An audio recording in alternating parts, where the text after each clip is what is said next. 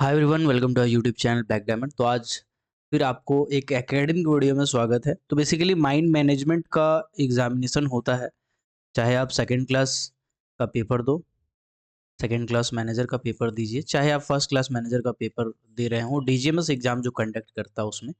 तो इसमें आपका mind management, legislation and general safety आपका एक पेपर रहता है। जनरल सेफ्टी जिसको हम लोग एमएमएलएस कहते हैं शॉर्ट में। तो इसमें जो माइंड मैनेजमेंट का पोर्शन है ये आपको बहुत ज़्यादा कंफ्यूज करता है। माइंड मैनेजमेंट में के अंदर में क्या आता है क्या नहीं आता, आपको डिटेल में पढ़ने पड़ते हैं। इससे रिलेटेड आप कोई भी सेकंड क्लास का एग्जाम देखो या फर्स्ट क्लास का एग्जाम देखो, 30 to 35 क्वेश्चन और अबाउट 40 क्वेश्चन सिर्फ मैनेजमेंट के पूछे जाते हैं। 150 क्वेश्चन में अगर 30 से 35 क्वेश्चन आपके मैनेजमेंट के होते हैं तो अच्छा खासा असर डालता है ये पेपर में। तो आपको मैनेजमेंट का पोर्शन बहुत अच्छे से पढ़ लेना चाहिए। और बाकी जो माइंड मैनेजमेंट के साथ-साथ जो लेजिस्लेटिव वाला पार्ट है, माइंस एक्ट है, माइंस रूल है, सीएमआर है, क्रैच रूल है, पिटेड बाथ रूल है, एमबीटीआर है, तो ये सब तो आपको पढ़ना ही है। साथ में सर्कुलर भी पढ़ना है और कुछ जनरल सेफ्टी से रिलेटेड पॉइंट भी पढ़ना है। तो आज मैं आपको माइंड मैनेजमेंट का ही एक टॉपिक जो प्रीवियस क्लास में मैं पढ़ाया था, उसी के आगे एक और टॉपिक पढ़ाने वाला हूँ। प्रीवियस क्लास में हम लोग ईआईए और ईएमपी डिस्कस किए थे, ठीक है?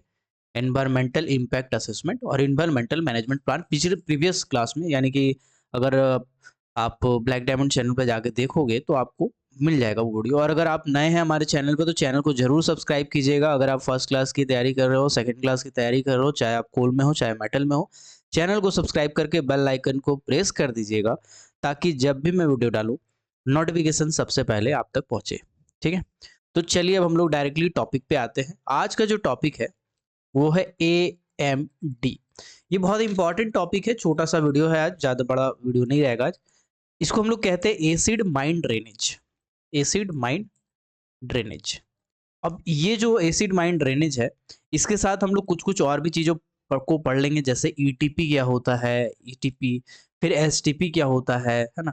जो आपका इफ्लुएंट ट्रीटमेंट प्लांट है, सीवेज ट्रीटमेंट प्लांट है, ठीक है? वो कैसे वर्क करते हैं, कैसे वाश ऑफ ओबी का हम डिस्पोज़ल करते हैं। तो कुल मिलाकर के एएमडी से रिलेटेड चीज़ों को हम समझते हैं।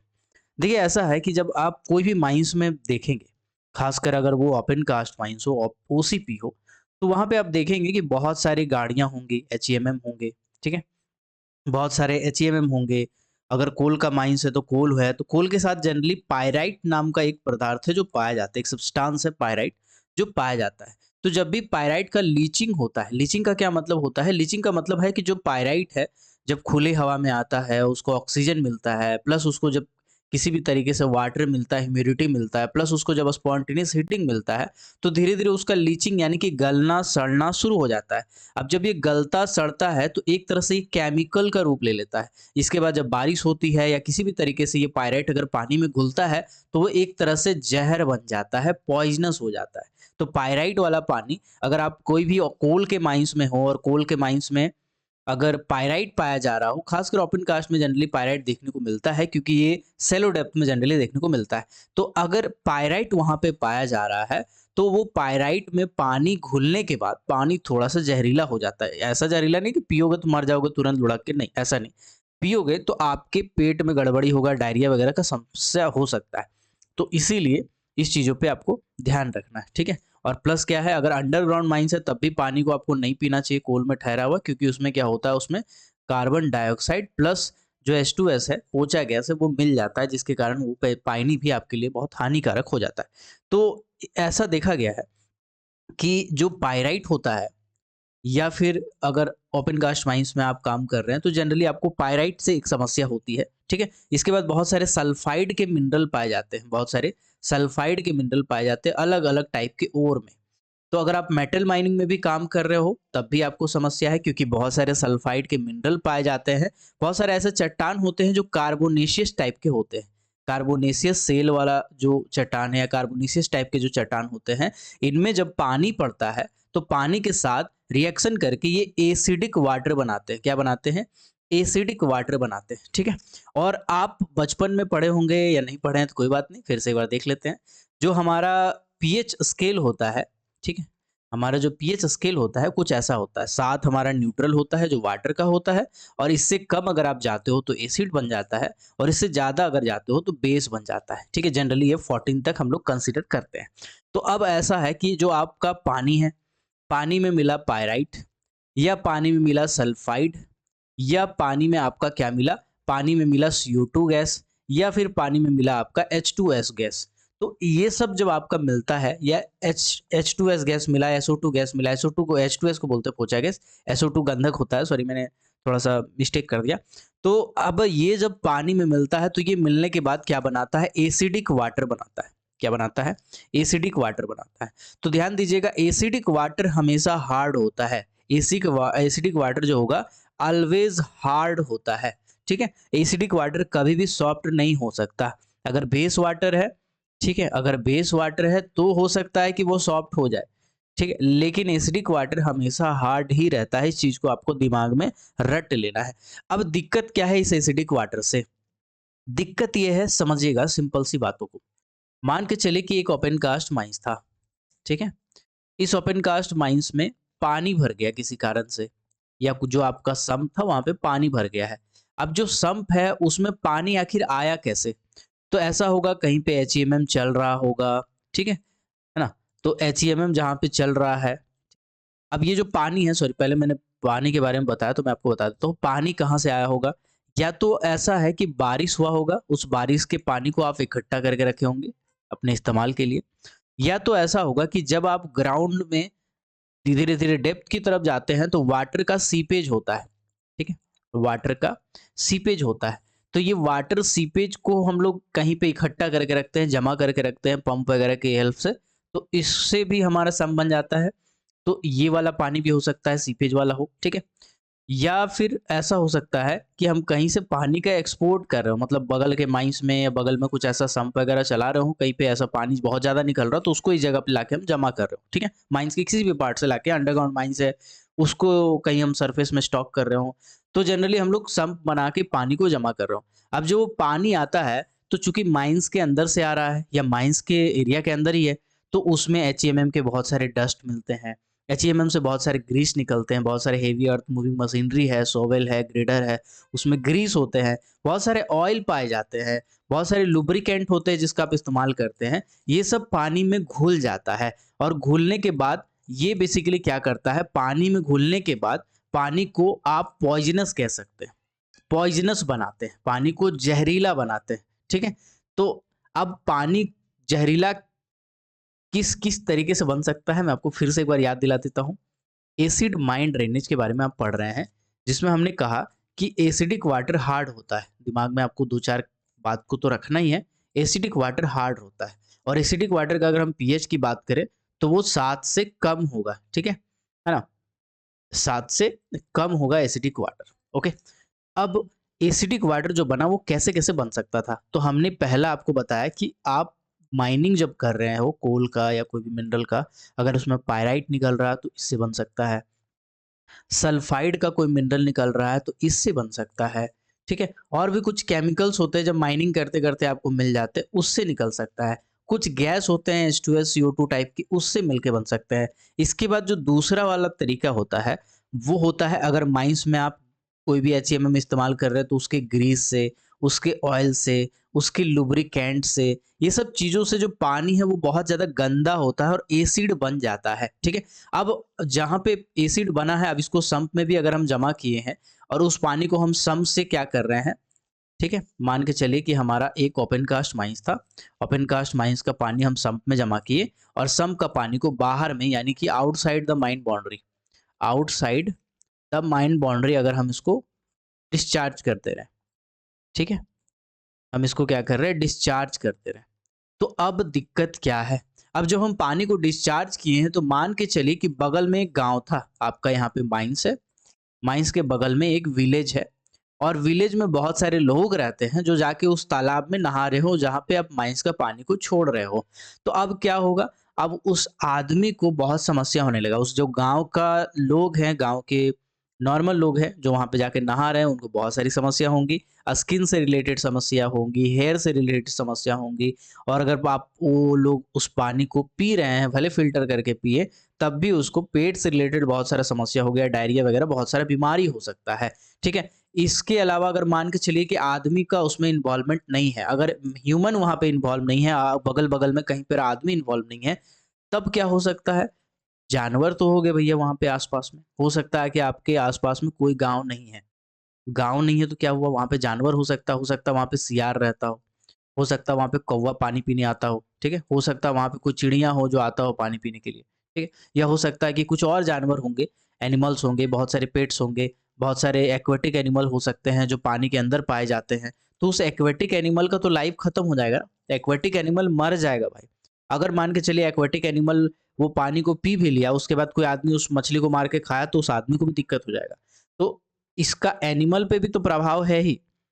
साथ ही साथ मैन पे भी प्रभाव है मतलब आदमी हो चाहे जानवर हो आप अगर माइन से पानी निकाल के बाहर फेंक रहे हो तो वो पानी गंदा है 100% और उस पानी को चाहे आदमी इस्तेमाल करे चाहे जानवर इस्तेमाल करे उसको नुकसान तो है ही।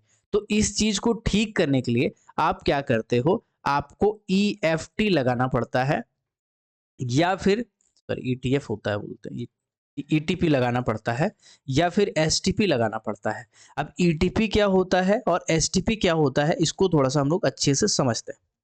देखिए ऐसा है ईटीपी का मतलब अक्सर फुल फॉर्म पूछता है ईटीपी का मतलब अक्सर पूछता है कि क्या होता है इफ्लुएंट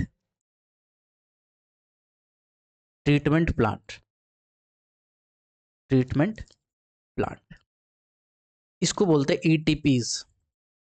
आप अगर माइनिंग कर रहे हो, आपके माइंस में अगर एचईएमएम चल रहा है, आपके माइंस में अलग-अलग टाइप के व्हीकल चल रहे हैं टायर वाले, आप माइनिंग कर रहे हो, तो आपको ईटीपी बनाना पड़ता है। ईटीपी में क्या होता है? ईटीपी में बेसिकली जो इफ्लुएंट ट्रीटमेंट प्लांट है, इसमें क्या करते हैं, इसमें जो पानी है, वाटर है, ठीक है? वाटर से हम ग्रीस को सेपरेट करते हैं, वाटर से हम ऑयल को सेपरेट करते हैं, वाटर से जो आपका कह सकते हैं सस्पेंडेड सॉलिड होते हैं कुछ, सस्पेंडेड सॉलिड्स होते हैं, ठीक है? जैसे गंदगी जो होते हैं, जो पानी में तैरने वाली गंदगी होती है, वो सबको इसमें सेपरेट करते हैं। ईटीपीज़ में हम लोग जनरली ये सब काम करते हैं। इसके बाद इसको करने के बाद हम क्या कर सकते हैं, इस पानी को पी सकते हैं क्या? ईटीपी के पानी को पी सकते हैं क्या? ईटीपी के पानी को हम पी सकते हैं क्या? नहीं पी सकते भैया, नहीं पी सकते हैं। ईटीपी के पानी को हम कभी भी पी नहीं सकते हैं। तो फिर इसका इस्तेमाल हम क्यों करेंगे? ईटीपी का जो पानी है, उसको हम माइंस में अदर काम के लिए इस्तेमाल कर सकते हैं। जैसे एचईएमएम को धोना है, उसके लिए इस्तेमाल कर सकते हैं। एचईएमएम को वॉश करने के लिए इस्तेमाल कर सकते हैं। या फिर जो हमारा स्प्रिंकलर होता है, माइंस में ओपन कास्ट माइंस में बहुत सारे डस्ट हो जाते हैं, जिसके कारण बहुत सारे डंपर होते हैं, जो स्प्रिंकलर का काम करते हैं, पानी का छिड़काव करने का काम करते हैं। हम लोग उसमें इसका इस्तेमाल कर सकते हैं। बहुत सारे टैंकर होते हैं उसका हम फिलिंग करने के लिए इस्तेमाल कर सकते हैं। फायर ब्रिगेड वाला हो गया, फायर वाला गाड़ियाँ हो गया, उसको हम लोग इस चीज़ से ठीक कर सकते हैं। ओके?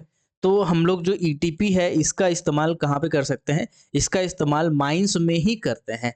इसको हम ना पी सकते हैं और ध्यान दीजिएगा इसको हम प्लांटेशन के लिए भी इस्तेमाल नहीं कर सकते हैं। ध्यान दीजिएगा ईटीपी का जो पानी होता है ऑप्शन देगा आपको, कन्फ्यूज़ करेगा, दबा के कन्फ्यूज़ करेगा एग्ज़ाम में। तो आपका कॉन्सेप्ट अगर क्लियर है तो फिर आपको दिक्कत कुछ नहीं है। ईटीपी का इस्तेमाल हम लोग कहाँ करते हैं? ईटीपी का इस्तेमाल हम लोग करते हैं माइंस के अंदर ही। ईटीपी में क्या किया जाता है? ईटीपी में जो सस्पेंडेड सॉलिड्स होते हैं, ऑयल होते हैं, ग्रीस होते हैं या कुछ मिला के कहा जाए तो बड़ी गंदगियों को इसमें हम साफ करते हैं। ठीक है? इसमें पानी को बस ऊपर-ऊपर से साफ करके इसको माइंस में ही इस्तेमाल करने लायक बनाया जाता है। अब आते हैं एसटीपी। एसटीपी क्या होता है? एसटीपी को बोलते हैं सीवेज ट्रीटमेंट प्लांट। क्या बोलते हैं? Sewage treatment plant. इसको हम बोलते हैं एसटीपीज। अब कहा जाएगा जो एसटीपीज है उसको हम कहाँ बना सकते हैं? तो हमारा टाउनशिप है, कहीं पे टाउनशिप है, एक छोटा सा घर बनाया है, छोटा सा कॉलोनी बनाया है ना? वहाँ पे बना सकते हैं। इसमें बहुत सारे मेथड्स होते हैं जिस मेथड से हम पानी को सेपरेट करते हैं यानी कि पानी को फिल्टर करते हैं। जैसे एक होता है एरिएशन मेथड होता है ना? ऑक्सीडेशन मेथड होता है, ठीक है? क्लेरिफायर्स लगे होते हैं बहुत सारे, ठीक है? तो ये सब से हम लोग क्या करते हैं, इसे पानी को हम लोग जो बड़ी-बड़ी गंदगी है उसको तो छाँटते ही हैं, उसके साथ-साथ उसमें जो जर्म्स होते हैं, जो बैक्टीरिया होते हैं, इसको भी हम लोग इससे हटा सकते हैं, ठीक है ना? इसको हम लोग कहाँ इस्तेमाल कर सकते हैं? इसको हम इस्तेमाल कर सकते हैं अगर हमको कंस्ट्रक्शन का काम करना है कहीं पे, ठीक है? इसको हम इस्तेमाल कर सकते हैं, इसको हम प्लांटेशन में इस्तेमाल कर सकते हैं, ठीक है? इसके बाद इसको हम इस्तेमाल कर सकते हैं हॉर्टिकल्चर में। हॉर्टिकल्चर मतलब जो छोटे-छोटे पेड़-पौधे लगाते हैं ना, उसको हम लोग बोलते हैं हॉर्टिकल्चर, ठीक है? तो उसमें हम लोग इस्तेमाल कर सकते हैं कुल मिलाकर के। तो ये जगह पे इस्तेमाल कर सकते हैं। क्या हम एसटीपी के पानी को पी सकते हैं?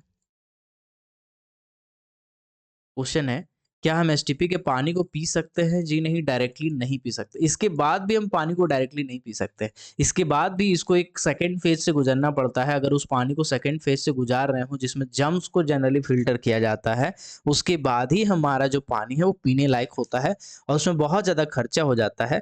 इसीलिए हम लोग जनरली एसटीपी का पानी को जो माइंस है, माइंस में कहीं न कहीं कंस्ट्रक्शन चल रहा होगा, बिल्डिंग-विल्डिंग बनाने का काम चल रहा होगा, कहीं न कहीं पेड़ लग रहा होगा, कहीं न कहीं आस-पास में घास, झाड़ियाँ, है ना? ये सब चीज़ लगाया गया होगा तो उसमें हम लोग इसका इस्तेमाल कर लेते हैं। या फिर अगर हमको फिर बहुत ज़्यादा पानी हो रहा है तो फिर उसको हम सेकंड फेज़ से गुजारेंगे एसटीपीज़ को, जिसमें पानी को फर्दर फ़िल्टर किया जाएगा और उसके बाद फिर हम उसको आपका माइंस में मतलब पीने के लिए इस्तेमाल कर सकते हैं। तो अब आपसे एक सवाल है जिसका आंसर आपको चैट में देना है, भले ये लाइव वीडियो नहीं है लेकिन आपको चैट में आंसर देना है। क्वेश्चन है, इनमें से किस पानी को पी सकते हैं? ड्रिंकेबल वाटर इनमें से क्या है? ठीक है? ड्रिंकेबल वाटर इनमें से क्या है? कौन-सा हो सकता है? एसटीपीज़ का पानी हम पी सकते हैं, एटीपीज़ का पानी हम पी सकते हैं, दोनों का पी सकते हैं, दोनों में से कोई नहीं। बताइए। इसका सही आंसर क्या होना चाहिए? आप हमको चैट में बताइए। इसका मैं एक क्वेश्चन नंबर दे दे रहा हूँ 1, आपको चैट में बताना, मैं देखूँगा बाद में। आपको चैट में बताना है क्वेश्चन नंबर 1 का आंसर क्या होगा, ठीक है? अब आते हैं क्वेश्चन नंबर 2। कुछ क्वेश्चन का आपको जवाब देना है चैट सेक्शन में, ओके? चलिए, अगला क्वेश्चन है कि जो एसिडिक वाटर होता है, वो क्या होता है? पहला ऑप्शन है एसिडिक वाटर हार्ड होता है, दूसरा ऑप्शन है एसिडिक वाटर सॉफ्ट होता है, तीसरा ऑप्शन है एसिडिक वाटर ना तो हार्ड होता है और ना ही सॉफ्ट होता है और लास्ट ऑप्शन है नन ऑफ द अबव। चलिए, इसका भी आंसर आपको बताना है। इस क्वेश्चन का आंसर क्वेश्चन नंबर 2 का ए होगा, बी होगा, सी होगा, डी होगा, ऐसे करके आपको आंसर बताना है, ठीक है? उम्मीद करते हैं कि आप बता सकते हो। चलिए, क्वेश्चन नंबर 3 है कि जो सस्पेंडेड सॉलिड होते हैं, सस्पेंडेड सॉलिड्स होते हैं, ओके? या फिर जो ग्रीस होता है, या फिर जो ऑयल होता है, या तो जो लुब्रिकेंट होता है, उसको इनमें से किस प्रोसेस से ट्रीट किया जाता है? इसमें से जो वाटर में, बेसिकली वाटर में जो ये मटेरियल पाए जाते हैं, उसको इनमें से कौन से मैटर से ट्रीट किया जा सकता है, ट्रीटमेंट किया जा सकता है? इनमें से कौन से जगह पे ट्रीटमेंट किया जा सकता है? ईएफटी में, ईटीएफ में, सॉरी ईटीपी में ट्रीटमेंट किया जा सकता है, या फिर एसटीपी में ट्रीटमेंट किया जा सकता है, या तो दोनों जगह पे ट्रीटमेंट किया जा सकता है, या तो नन ऑफ द अबव में ट्रीटमेंट किया जा सकता है। इसका भी आंसर आपको चैट में बताना है। क्वेश्चन नंबर 3 का ए होगा, बी होगा, सी होगा, डी होगा, इसका आंसर भी आपको बताना है। अगला क्वेश्चन है आपके सामने। अभी जितना क्वेश्चन मैं बताते जा रहा हूँ पॉज़ कर करके आंसर देते जाइएगा, ठीक है? लास्ट में मैं आंसर बता दूँगा, ओके? चलिए, अगला क्वेश्चन है कि अगर हम पानी को प्लांटेशन में इस्तेमाल करना चाहते हैं, अगर हम पानी को प्लांटेशन में इस्तेमाल करना चाहते हैं, तो इनमें से कौन से प्रोसेस से हम उस पानी को ट्रीटमेंट कर दें, तो हम उसका इस्तेमाल प्लांटेशन के लिए कर सकते हो? ईटीपी में, एसटीपी में, दोनों में हमको इंक्लूड करना पड़ेगा, या फिर इनमें से कोई भी करने के बाद भी हम उसको प्लांटेशन में इस्तेमाल नहीं कर सकते हैं? तो क्वेश्चन नंबर 4 का भी आंसर आपको बताना है। चलिए, अब एक-एक करके हम सबका आंसर बता देते हैं, ठीक है? मैनेजमेंट वाले बच्चे अगर क्लासेस करना चाहते हैं, माइंड मैनेजमेंट का अगर आप क्लासेस करना चाहते हैं, तो आप डीजीएमएस एग्ज़ाम के लिए चाहे कोल वाले हों, चाहे मेटल वाले हों, आप इस व्हाट्सएप नंबर पे मैसेज कीजिएगा 6200 670 155। तो मैं आपको बाकी का डिटेल उसमें दे दूंगा। मैनेजमेंट का पोर्शन भी आपका कवर हो जाएगा, ठीक है। मैनेजमेंट का पोर्शन भी आपका ए टू जेड पोर्शन कवर हो जाएगा। Mind management, legislation and general safety अगर आपका पेपर है सेकंड क्लास में, तो आपका ए टू जेड पोर्शन कवर हो जाएगा, चाहे आप कोल वाले हो चाहे आप मेटल वाले हो, ठीक है। चलिए अब आते हैं डायरेक्टली टॉपिक के ऊपर। तो कुल मिला करके एक एक करके मैं आंसर बता रहा हूँ। ड्रिंकिंग वाटर जो है, ड्रिंकेबल वाटर, आप चाहे एसटीपी में ट्रीटमेंट कीजिए चाहे ईटीपी में कीजिए, आप कहीं भी जाने के बाद इसको पी नहीं सकते हैं। तो इसका आंसर हो जाएगा नन ऑफ द अबव, ठीक है। सेकंड फेज अगर इसमें मेंशन किया होता तब आप लिखते। अगला क्वेश्चन है एसिडिक वाटर क्या होता है। तो मैंने अभी आपको बताया था एसिडिक वाटर हमेशा हार्ड होता है, आपको लिखवा भी दिया था। अगला क्वेश्चन है जो सस्पेंडेड सॉलिड्स होते हैं, ग्रीस होते हैं, ऑयल होते हैं, लुब्रिकेंट होते हैं, उस वाटर को अगर कोई पानी में ये सब चीजें घुली हैं तो उनको कौन से ट्रीटमेंट प्लांट में ट्रीट किया जाता है। ईटीपी में किया जाता है या एसटीपी में किया जाता है। तो मैंने आपको बताया था कि ईटीपी यानी इफ्लुएंट ट्रीटमेंट प्लांट में इन चीजों को ट्रीट किया जाता है ताकि इसको हम रीयूज कर सके टैंकर फिलिंग के लिए, स्प्रिंकलर के लिए, या माइंस में अगर कोई हमको काम हो तो उसके लिए। अगला क्वेश्चन है प्लांटेशन अगर हमको करना है तो इनमें से कौन सा पानी को ट्रीट करने के बाद, इनमें से कौन से प्लांट में उस पानी को ट्रीट करने के बाद हम प्लांटेशन में उसका इस्तेमाल कर सकते हैं अगर वो माइन से पानी निकल रहा है तो आपको मैंने बताया था कि ईटीपी में इतना कैपेसिटी नहीं होता है, एसटीपी में कैपेसिटी होता है। और एसटीपी अगर सेकेंड फेज वाला हो तो उस केस में हम उस पानी को पी सकते हैं। छोटा सा अपडेट था एएमडी का। चलिए अब हम लोग थोड़ा सा और कुछ पढ़ते हैं, ठीक है। तो एक बार हम लोग एक काम करते हैं, थोड़ा सा बुक निकाल लेते हैं पीडीएफ, और एक बार हम लोग उसमें देखते हैं कि कोई पॉइंट मिस ना हो जाए हमसे, ठीक है। जस्ट अ सेकेंड, ये रहा आपका बुक, और देखते हैं इसमें कुछ मिस ना हो जाए। एएमडी के बारे में मैंने अभी आपको बता दिया। चलिए एक एक करके लाइन बाय लाइन पढ़ लेते हैं, थोड़ा सा समय लगेगा थोड़ा सा, ताकि कुछ मिस ना हो जाए, कोई पॉइंट ना मिस हो जाए, उसके लिए मैं बुक निकाला हूँ। मैं बुक जनरली साइड में ही रखता हूँ बड़ा देर टाइम, बट कुछ मिस ना हो जाए इसके लिए। चलिए एसिड माइन ड्रेनेज लिखा हुआ है, water formed out from mines is acidic due to weathering and leaching of pyrites and other sulphide mineral present in coal and associated strata. जैसे कि मैंने बताया कि माइंस में बहुत सारे ऐसे पदार्थ होते हैं जो मिलते हैं और मिलने के बाद पानी हमारा एसिडिक हो जाता है, जैसे पायराइट हो गया, सल्फाइड वाले मिनरल्स हो गए, कुछ गैसेस का भी नाम मैंने आपको बताया, ठीक है। It is known as acid mine drainage, इसी पानी को हम कहते हैं acid mine drainage, AMD short में इसको हम लोग कहते हैं। Water flowing through dumps of coal reject containing pyrites can also become acidic. Production of AMD may continue well after the mine is closed. कहा गया है कि जब कोयला से पानी बहता है तो इन चीजों का इन्वॉल्वमेंट रहता है कोल में, मतलब पहले से कोल में ये सब चीजें कंटेंट रहते हैं, जिसके कारण पानी इनमें से जब गुजरता है तो वो पानी हमारा एम्प्टी बन जाता है, यानी कि एसिड माइन ड्रेनेज बन जाता है। अगर हमारा माइंस कोल का माइंस है वो बंद हो चुका है, क्लोज हो चुका है, लेकिन कोयला तो खत्म नहीं हुआ ना भैया, वहां से कुछ ना कुछ मात्रा में कोयला पाया गया, कुछ ना कुछ मात्रा में पायराइट पाया गया है, तो मतलब कुल मिलाकर के जब पानी कोयला, पायराइट या इनमें से कोई पदार्थ में मिलेगा तो वो एसिडिक होगा ही होगा। तो यही चीज यहाँ पे लिखा हुआ है स्टेंजा 1 में। चलिए स्टेंजा 2 पढ़ते हैं हम लोग। अब लिखा हुआ है AMD yield dissolve toxic trace and heavy metals which are injurious to human health. AMD pollutes surface and groundwater and result on killing of fish, loss of other aquatic life, corrosion of mining equipment and structure as well as breeze, acidic water is hard। तो मैंने आपको बताया कि जो AMD होता है इसमें ये बहुत टॉक्सिक होता है। मैंने कहा था कि पीने से आप तुरंत नहीं मरोगे, लेकिन आपके लिए बहुत इंजोरियस होता है, हेल्थ में डायरिया वगैरह टाइप का बीमारी हो जाता है। ये ग्राउंड वाटर को भी आपका पॉल्यूट करता है, क्योंकि जब पानी है माइंस का, ओसीपी है, उसमें पानी जो है, पानी धीरे धीरे करके जमीन के नीचे भी तो जाएगा ना। तो जमीन के नीचे जब जाएगा तो हमारा जो वाटर टेबल है उसको भी डिस्टर्ब कर देगा, ठीक है। जस्ट अ सेकंड, मैं थोड़ा सा कुछ आपको बताना चाहता हूँ, ऐड करना चाहता हूँ, 1 मिनट। देखिए ऐसा है कि मान के चलिए ये बार सरफेस है, सरफेस में एक आदमी खड़ा कर दो और एक पेड़ लगा दो, ठीक है, ताकि पेड़ का रक्षा कर सके। अब उस सरफेस से हम कुछ मीटर डेप्थ पे जब चले जाते हैं तो उस केस में हमारा मिलता है वाटर टेबल, ठीक है। कहीं पे वाटर टेबल पतला होता है, कहीं पे ज्यादा होता है, ऐसा करके स्ट्रक्चर है, इसको हम लोग बोलते हैं वाटर टेबल।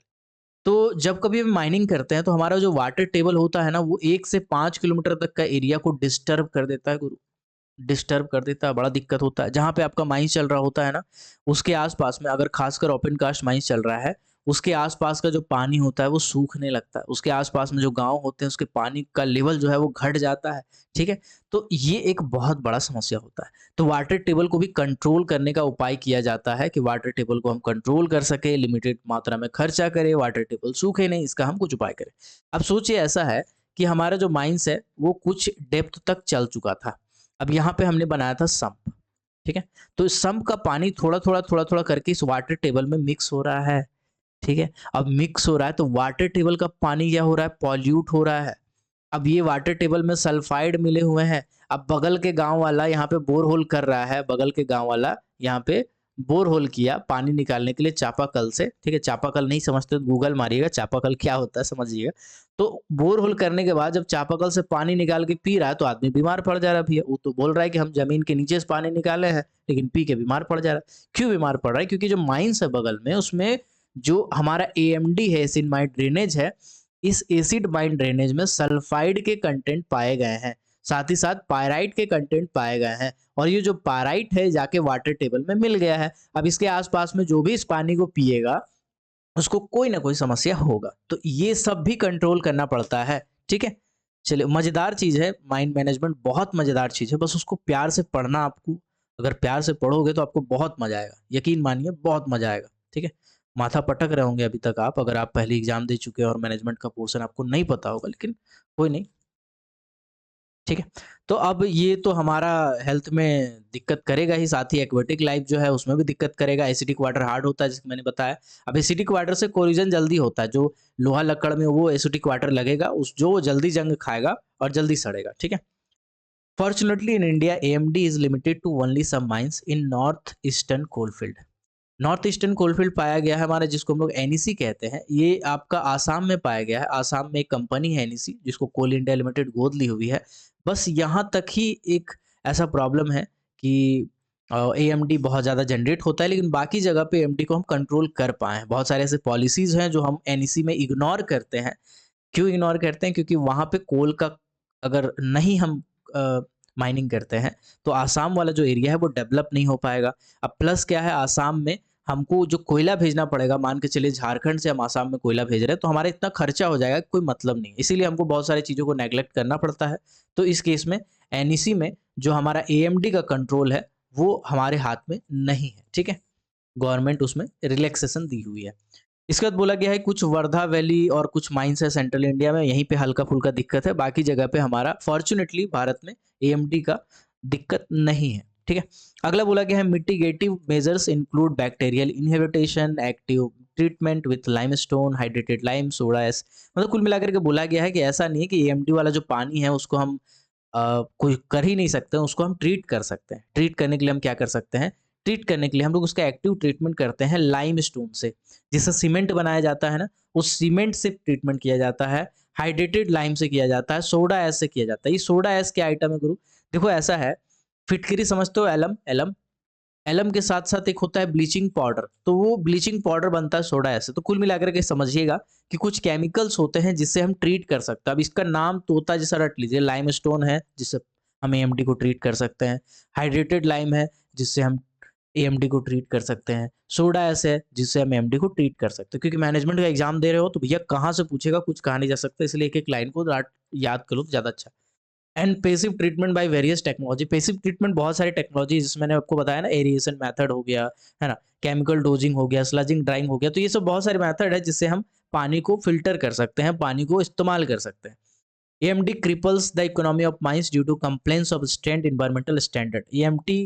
एएमडी जो है हमारा माइन का बहुत प्रॉब्लम जनरेट करता है, इसलिए इकोनॉमिकल स्टैंडर्ड को लेके हमको चलना पड़ता है इस केस में, ठीक है? ईटीपी इफ्लुएंट ट्रीटमेंट प्लांट पढ़ते हैं। In open cast mines, due to washing of HEMM, the wastewater contains oil, grease, and mud carries by vehicle tire under bodies.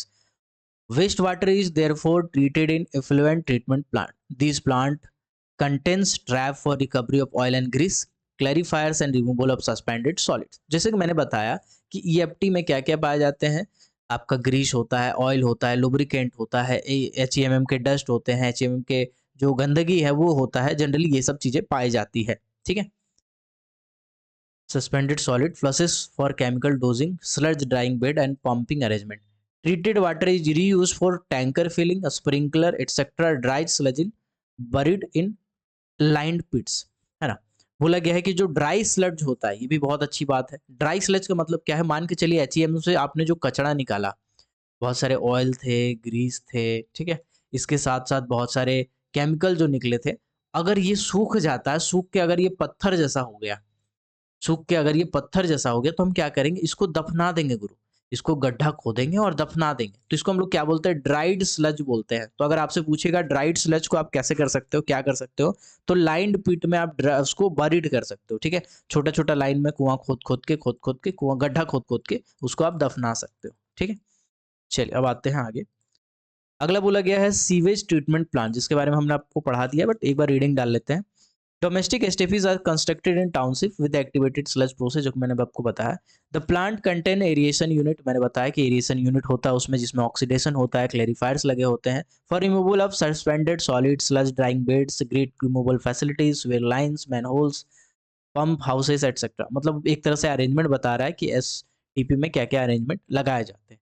Treated water is use reuse in tree plantation. देखिए tree plantation मैंने बताया था, horticulture, constructional activities, ये सब मैंने बताया था। Diesel sludge serve as a valuable manure for tree plantation and horticulture work. अब मैं आपको एक मस्त चीज बताता हूँ, थोड़ा अजीबो गरीब है लेकिन भैया काम का है। जैसे डीजल होता है ना, डीजल डीजल कैसे निकाला जाता है, जो आपका क्रूड ऑयल होता है, क्रूड ऑयल धरती से हम जमीन से माइनिंग करके निकालते हैं। कुछ कुछ जगह पे ऑयल का बेसिकली जो क्रूड ऑयल है वो निकाला जाता है, जैसे मुंबई में, आसाम में, जामनगर में, और कुछ कुछ जगह पे निकाला जाता है बेसिकली गिन चुन के, ठीक है। तो जो हमारा क्रूड ऑयल होता है, क्रूड ऑयल को फिल्टर करके हम डीजल, पेट्रोल, है ना, ये सब चीज़ें निकालती है। इसके बाई प्रोडक्ट जो होते हैं बहुत सारे होते हैं। बाई प्रोडक्ट्स जो होते हैं जैसे किरोसिन हो गया, हाँ, एरोसोल हो गया, ठीक है। इसके बाद आपका नेफ्थलीन हो गया, जिसको आप टॉयलेट में रखते हो ताकि स्मेल ना आए। इसके बाद आपका फिनॉल हो गया, फिनाइल हो गया, है ना। ये सब जो चीज़ें हैं ये बाई प्रोडक्ट होते हैं डीजल और पेट्रोल के। तो जो डीजल होता है, अगर ये किसी मिट्टी में लगे, डीजल प्रोडक्ट अगर कोई मिट्टी में लगे और उस मिट्टी में मिक्स हो जाए, तो इस पे अगर आप पेड़ लगाओगे ना तो बहुत जल्दी उगता है गुरु। ऐसा मैं नहीं कह रहा, ये किताब में लिखा है, एक्सपेरिमेंट करके लिखा होगा, पता नहीं। लेकिन बोला गया है कि जो हमारा डीजल का स्लज होता है ना, कहीं पे डीजल लगा हुआ गिरा हुआ चीज अगर है, मिट्टी में अगर मिला हुआ है, तो इसमें प्लांटेशन में मदद मिलता है। मतलब प्लांट जो होते हैं वो जल्दी ग्रो करते हैं। तो ऐसा नहीं कि डीजल ला के अपने पेड़ में छिड़क दीजिए।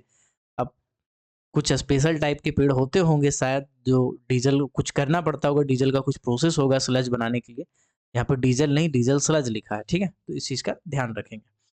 Diesel sludge serves as valuable manure for plantation horticulture work. Treatment of effluent work from washeries, हाँ ये पॉइंट मिस हो गया था मेरे से बताते बताते। चलिए कोई बात नहीं, रीडिंग डाल लेते हैं एक एक करके, समझ लेंगे, कोई बड़ा अच्छी नहीं है। Due to increase in amount of slurry generation, poor performance of recovery system, and frequent power failures, coal washery discharge a large amount of fine coal particles and some amount of pine, oil, diesel into the nearby nalas, rivers and pollute the water. कहा गया है कि आसपास में जहाँ कहीं भी वासरी होता है, वासरी में बहुत सारे फाइन कोल डस्ट निकलते हैं। फाइन डस्ट, कोल डस्ट क्यों निकलते हैं? क्योंकि हमको वासरी में कोयला को धोने के लिए बहुत सारा उसको महीन करना पड़ता है, या एक पर्टिकुलर साइज में ग्रेड करना पड़ता है। उसके बाद हम उस कोयला को धोते हैं, जिसमें बहुत सारी डस्ट पार्टिकल निकलते हैं। डस्ट पार्टिकल के साथ साथ उसमें पाइन ऑयल, वासरी का जो डीजल है, ये सब चीज़ें उसमें मिक्स हो जाती है मशीनरी के। और ये सब जाके फिर जब पानी है, उस पानी को हम लोग नाला में या नदी में या बहाते हैं, जो कि बहुत ज़्यादा पानी को गंदा कर देता है। अब सोचो वही नदी में अगर मछली हो, तो मछली सब मर जाएगा। अगर नहीं भी मरता है तो फिर आदमी खाएगा उसको, उसी मछली को, तो बीमार पड़ेगा। ठीक। Corrective measures are, corrective measure हम क्या कर सकते हैं वासरी में, वासरी जो पानी हम छोड़ रहे हैं उसको बचाने के लिए, उसको रोकने के लिए हम लोग क्या करेक्टिव मेजर ले सकते हैं? कहा गया proper functioning of fine coal recovery, plant urea, centrifuge and Jamadoba coal washery. जैसे कि कहा गया कि एक वासरी है जामाडोबा कोल वासरी, जो कि धनबाद में है, ठीक है, धनबाद में है, और ये बीसीसीएल के अंडर में है। बीसीसीएल मतलब भागो कुकुर काट लेगा, ठीक है, जो कर रहा हूँ। इसका फुल फॉर्म होता है भारत कुकिंग कोल लिमिटेड, ठीक है, भारत कुकिंग कोल लिमिटेड। ये कुकिंग कोल जनरल निकालती है, लेकिन इसके साथ साथ नॉन कुकिंग कोल भी है, बट ज़्यादा मात्रा में कुकिंग कोल, इसलिए इसका ये नाम पड़ा। सबसे पहले इसी का नेशनलाइजेशन किया गया था। तो जो जामा डबल कोल वासरी है, उसमें एक एग्जांपल दिया गया है कि जो हमारा फाइन कोल है उसको हम रिकवरी कर सकते हैं, जैसे कि जामा डबल कोल वासरी में किया जाता है। इसके बाद बोला गया है proper functioning of settling ponds, जितने भी सेटलिंग पॉन्ड होते हैं उसके हम रिकवरी कर सकते हैं। Periodic de-splitting by provision of two sets of ponds so that when one is being used, the other is being dried and resettled. कहा गया है कि ऐसा करेंगे, हम 2 तालाब बनाएँगे, जहाँ पे हम पानी छोड़ रहे हैं कुलवासरी का, ऐसा 2 तालाब बनाएँगे। एक तालाब में हम पानी छोड़े, छोड़ने के बाद फिर हम दूसरा तालाब में पानी छोड़ेंगे। तो जो हमारा पहला वाला होगा, ये पूरी तरह से सेटल हो जाएगा, इसमें जो कोल डस्ट वगैरह है, पूरी तरह से सेटल हो जाएँगे। जैसे आप गिलास है, ठीक है?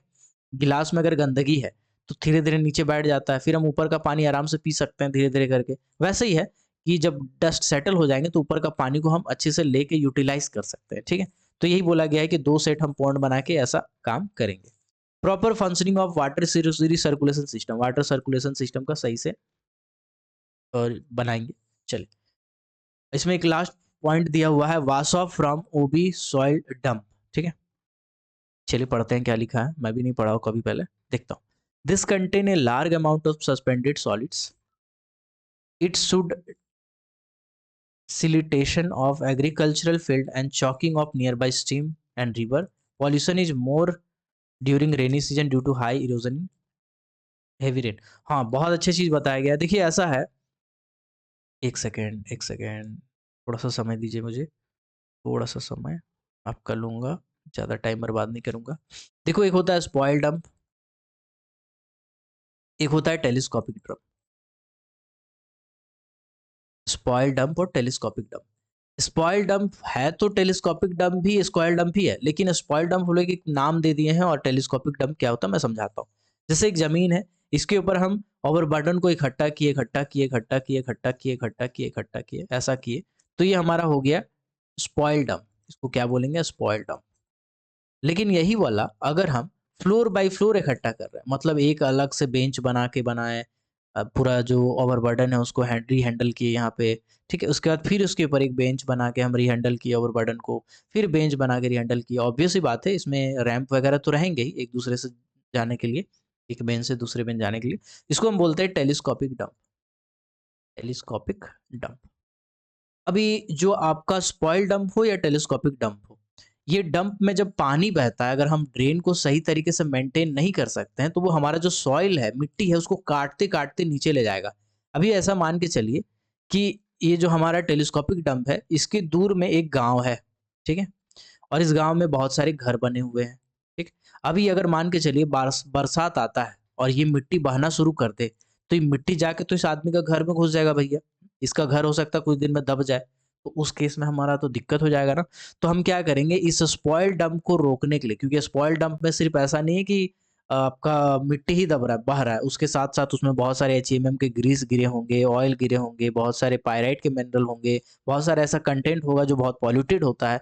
वो भी अगर पानी से घुल के जा रहा है आस-पास में, तो वो भी दिक्कत करेगा। तो उसको रोक कैसे सकते हैं?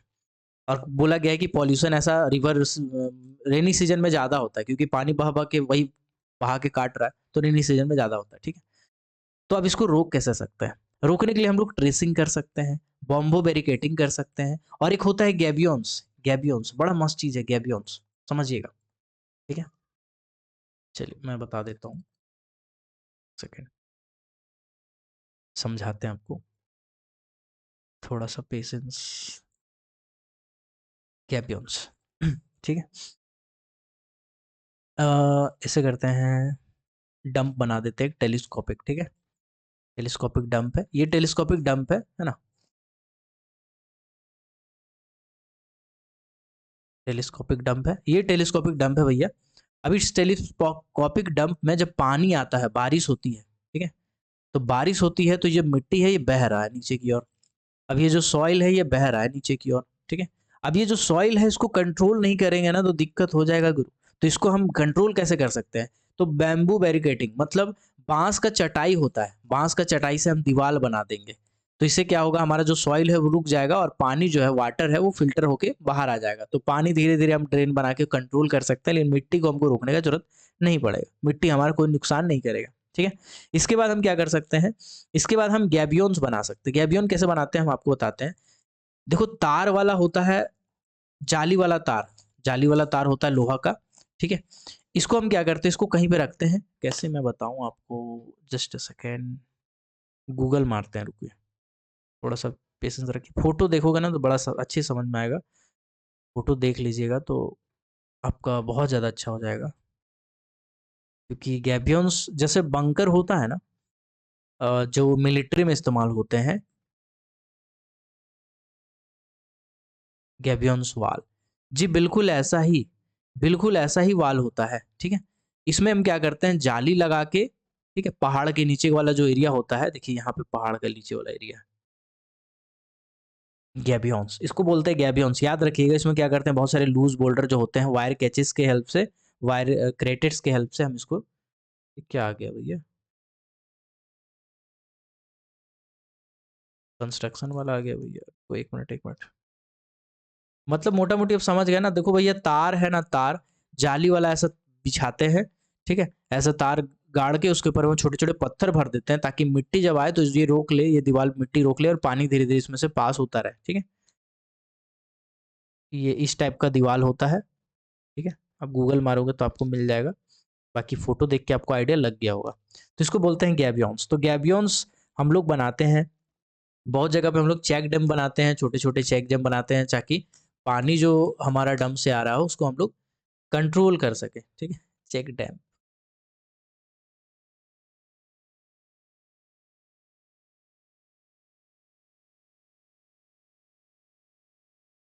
चेक डैम हम लोग छोटे-छोटे डैम बनाते हैं, जिसमें हम लोग पानी को कंट्रोल कर सकें। छोटे-छोटे डैम होते हैं, पानी के प्रेशर को हम कंट्रोल कर सकते हैं, ठीक है? ओके? चलिए। तो ये छोटा-सा वीडियो आई होप आपको पसंद आया हो।